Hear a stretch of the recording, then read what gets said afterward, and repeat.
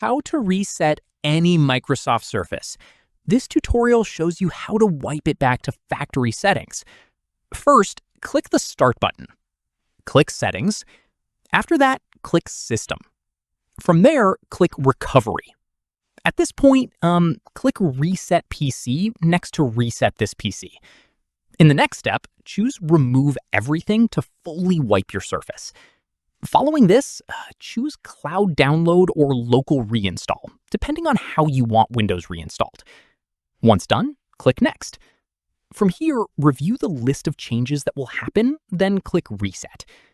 Keep in mind, this process erases all your files and apps, so back up anything important before starting. Finally, wait for the reset to complete, then follow the on-screen setup once your Surface restarts. And that's it! If this guide helped you reset your Microsoft Surface, give it a like, subscribe for more PC tutorials, and tap the bell icon for updates. See you in the next one!